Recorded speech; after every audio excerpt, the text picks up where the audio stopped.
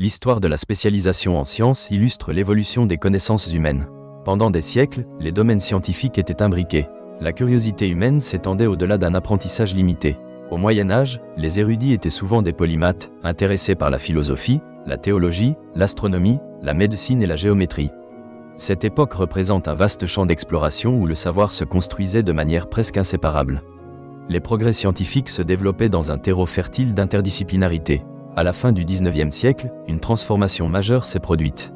L'essor des sciences expérimentales, notamment la physique et la chimie, a conduit à la spécialisation des disciplines. Ce phénomène s'est accompagné de l'industrialisation et de la révolution scientifique, lorsque la nécessité d'expertise pointue a pris le pas. L'émergence de nouvelles technologies, telles que les microscopes et les télégraphes, a exigé des connaissances spécifiques difficilement maîtrisables par une seule personne. Les institutions universitaires ont également évolué en explicitant des cursus répondant aux besoins du marché. Au début du XXe siècle, cette spécialisation s'est considérablement accentuée. Des figures emblématiques comme Marie Curie et Albert Einstein ont joué un rôle essentiel dans des domaines pointus, permettant des avancées spectaculaires.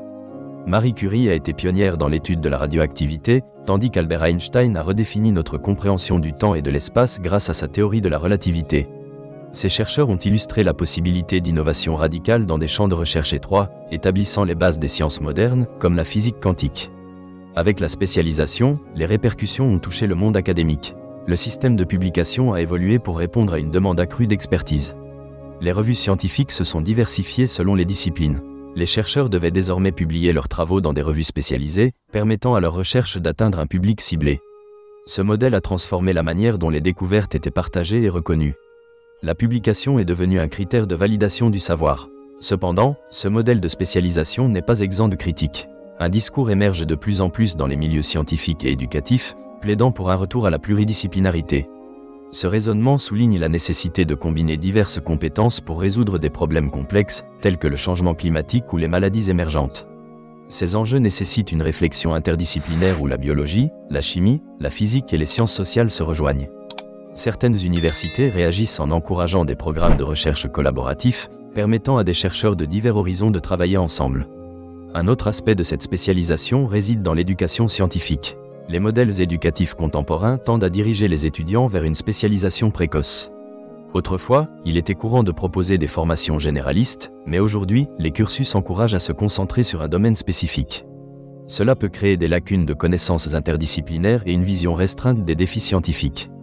Les conséquences de cette dynamique sont variées. La spécialisation a permis des avancées significatives dans des domaines tels que l'informatique, la biotechnologie et l'astronomie.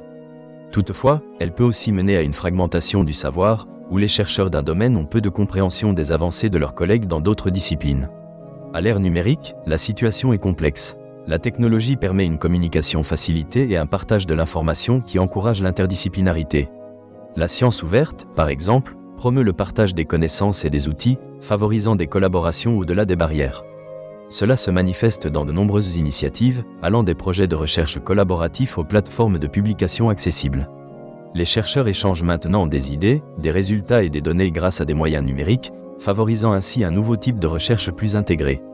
Malgré cela, le défi de la spécialisation persiste. Les chercheurs peuvent être tentés de se concentrer trop sur leur domaine, au détriment d'une vision plus globale.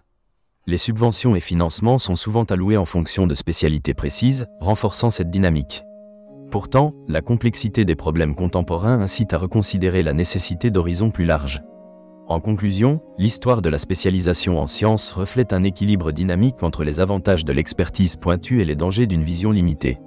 La spécialisation a catalysé des avancées notables, tout en soulevant des questions sur la manière dont nous formons et pratiquons la science aujourd'hui. Les défis contemporains exigent créativité et ouverture d'esprit.